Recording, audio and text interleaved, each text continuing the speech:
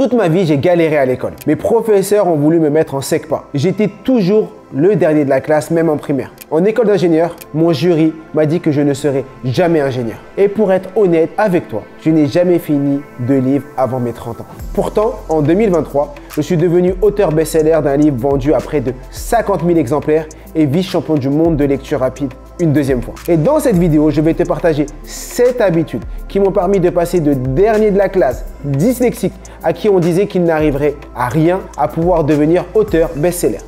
La première habitude que j'ai mis en place, c'est la lecture. Je ne lisais jamais. Si tu me suis, tu sais qu'un jour, je suis allé à un atelier de lecture rapide et d'un coup, je suis tombé amoureux de la lecture. Et je me suis mis à lire régulièrement, tous les jours un peu. Ce que j'ai fait, c'est que je me suis mis à la place des auteurs. J'avais l'impression que l'auteur me parlait à moi. Et à chaque fois que l'auteur partageait un conseil, je l'utilisais et je le mettais en application. Et cette habitude, elle est juste incroyable. Quand tu vois que Bill Gates, Elon Musk lisent tous les jours, pourquoi nous et pourquoi moi, je ne lirai pas plus souvent? Et donc, quand j'ai mis en place cette habitude de lecture, j'ai commencé à enrichir une chose qui est juste incroyable, mon cerveau. J'ai commencé à nourrir mon cerveau. Et donc, je t'invite vraiment à mettre en place cette première habitude qui a changé ma vie. La deuxième habitude, on en entend très peu parler, c'est l'habitude que j'appelle 90-90-1. C'est quoi? C'est que pendant 90 jours, tu vas passer les 90 premières minutes de ta journée à travailler sur un seul projet, à être focus sur un seul truc. Et moi, c'est ce que j'ai fait pendant des sessions de 3 mois. Dès que je me réveillais, la première chose que je faisais, j'allais m'entraîner. J'allais m'entraîner à la lecture, j'allais m'entraîner à faire des cartes mentales. J'allais également réfléchir sur l'écriture de mon livre. Et donc, 90 jours, tu passes 90 premières minutes, tu te coupes de tout, ton téléphone reste en mode avion, tu coupes les sources de distraction. Tu vas dans ton bureau et tu fais qu'une seule chose, travailler sur le projet qui est important. Travailler sur ce projet secret que tu n'as pas encore dévoilé. C'est la deuxième habitude que j'ai mis en place. La troisième, c'est que très tôt, j'ai commencé à définir des objectifs clairs et mettre des moyens de mesure pour suivre mon évolution. C'est-à-dire que quand j'ai commencé à lire, je lisais 10 pages, des fois 15 pages, des fois 20 pages, des fois j'avais la flemme. Et donc, j'avais aucun moyen de mesure. Je ne savais pas exactement où j'en étais. Et à un moment, je me suis dit, ok, à partir d'aujourd'hui, tu vas te définir des objectifs clairs. Tu dois lire 30 pages par jour. Si tu lis 30 pages par jour, en une semaine, tu lis 210 pages et donc tu lis un livre de 200 pages en moyenne. Et juste le fait de me dire tous les jours 30 pages par jour et de commencer par ça, eh bien, quand j'étais à 20 pages et que j'avais la flemme et que je me disais non, je veux arrêter, je dis non, Mohamed, tu avais dit 30 pages. Tu respectes ton engagement. Quoi qu'il se passe, tu dois le faire. En ayant cet état d'esprit, en réfléchissant de cette manière, ça m'a permis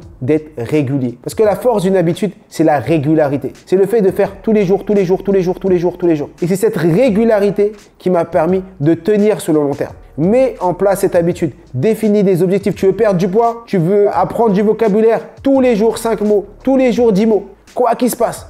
La quatrième habitude que j'ai mis en place, c'est la visualisation. Tous les matins, quand je me réveille, je passe 5 minutes, je ferme mes yeux et je me visualise en train d'atteindre mes objectifs. Je fais 2 types de visualisation. La visualisation de réussite, c'est-à-dire la visualisation où je me vois atteindre mon objectif. Exemple, quand j'ai fait l'ascension du Mont Blanc, je me voyais, je fermais mes yeux et je me voyais au sommet du Mont Blanc. Mais également la visualisation de l'action, des étapes que je fais. Quand je fermais les yeux, je me voyais en train de marcher dans le froid, en train de souffrir, en train de galérer et de me dire, Ahmed, tu avances, tu continues. En mettant ça en place, ton cerveau, comme il ne fait pas la distinction entre le vrai et le faux, il s'habitue à ça. Mets en place cet aspect de visualisation. Vois-toi en train de parler en public et être à l'aise à la prise de parole.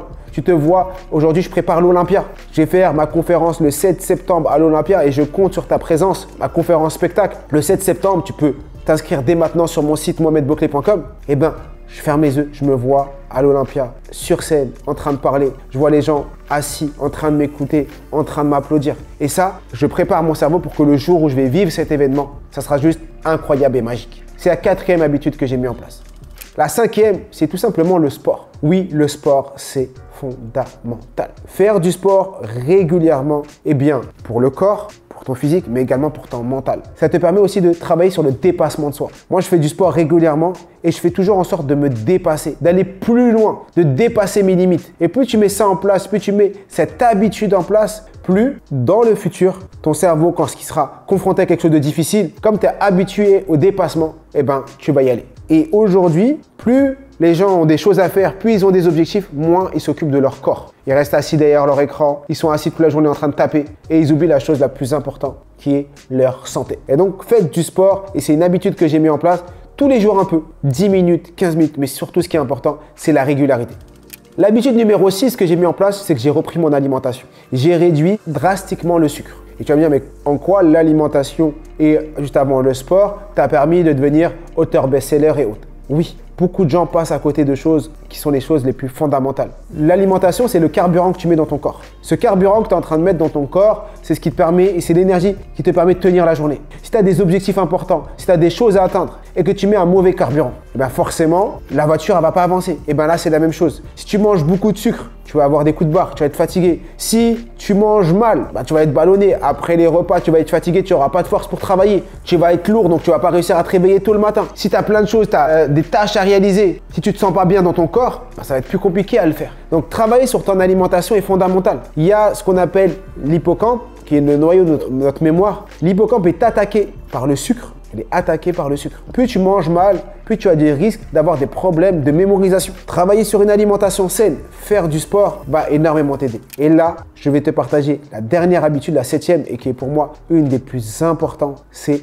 l'entourage. Nous sommes la moyenne des 5 personnes qu'on côtoie régulièrement. Si tu côtoies des personnes qui avancent avec toi, qui ont des objectifs ambitieux, qui te poussent vers le haut, bah, tu feras comme eux. Tu vas te challenger, tu vas avancer, tu vas te motiver à monter. Mais si tu restes avec des personnes qui sont que en train de se plaindre de l'état, de l'environnement, de la météo, de tout et n'importe quoi, bah, ce sera beaucoup plus difficile pour toi de t'en sortir. Donc, regarde ton environnement. C'est pour ça qu'en février, du 5 au 9 février, j'organise un challenge sur 5 jours. C'est gratuit, le lien est juste en dessous, en bio, et également ici, tu peux cliquer et nous rejoindre. Pendant 5 jours, tous les soirs, on va se réunir ensemble. On va être que des illimités, que des personnes qui veulent progresser. Et ensemble, on va faire quoi? On va apprendre autrement. Ensemble, on va apprendre à mémoriser, à structurer nos idées, parler en public. On va faire en sorte de se dépasser ensemble.